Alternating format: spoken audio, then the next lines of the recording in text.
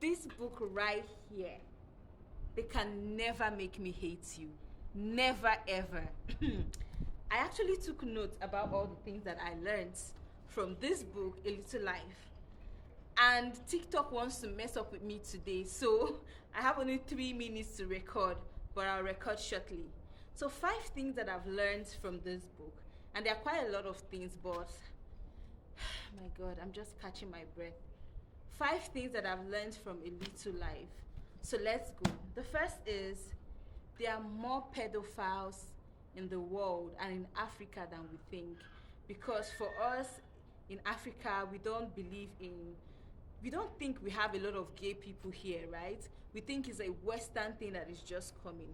So think about the amount of young people, young boys that have been raped and sexually abused but will never be able to say because nobody will believe them and no one thinks that the men they are talking about can actually rape boys, right? Think about the sagas that we have with Christian priests and imams and all of this and the atrocities they commit because the boy in this movie, the book, Jude in this book, the very first person that raped him was actually a priest in the monastery, the orphanage that he lived in, right? And he really, really trusted that priest and believed in him. So the second thing that I learned from this book is that wickedness is being transactional for kindness. And a lot of it happens with men. And men would be like, oh, women this, women that, women this, women that.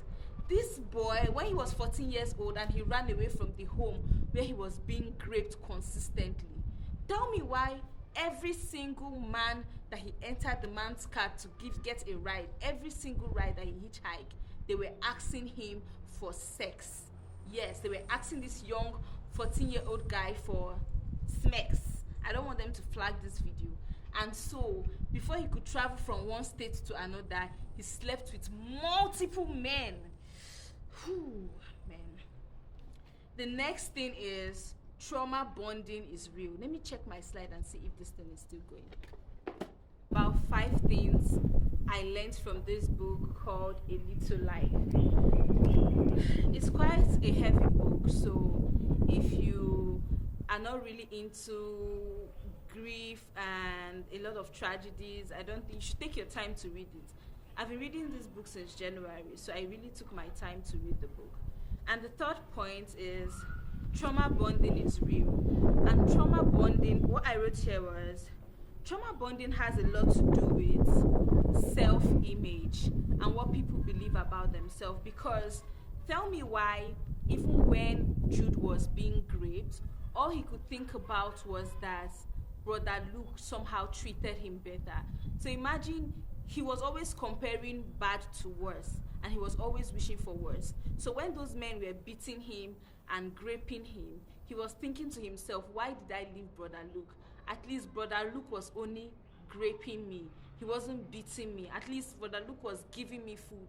These men would starve me, they would beat me, and they would still rape me on top. So when we think about people who are in abusive relationships, and all we can think about is that, oh, these people don't want to get out. Literally, they are comparing their present situation with what they have had that is worse. Or they are just thinking to themselves, oh, this person is better for me. And then the fourth thing that I learned is self-image can lead to self-sabotage. There were a lot of times in this book that Jude wanted to self-sabotage himself. Like, he could not believe his good fortune. Remember when that man that was competing for governor said, I am outstanding by my good fortune. That is what happened in this book. He was so outstanding by his good fortune. He could not believe that people loved him. When they tried to adopt him, he kept thinking that the man that wanted to adopt him wanted to rape him, and had ulterior motive. He never believed that anybody could love him without another hidden motive. And that leads me to our last point, which is that trauma is a perfect response to a traumatic experience. So if you've had your hand burnt in a fire before, it makes perfect sense for you to always be afraid when you are close to a fire. right? If Jude has been consistently raped by men that he trusts, it makes perfect sense that he could not trust any man, right? So tell me why it doesn't make perfect sense that women cannot trust men when they have been consistently abused by men. Think about think about it, right? And so the world goes ahead telling us that, oh, you're bitter, you're evil. If you need to see what this guy did. He didn't have sex for like 2 decades because of what happened to him when he was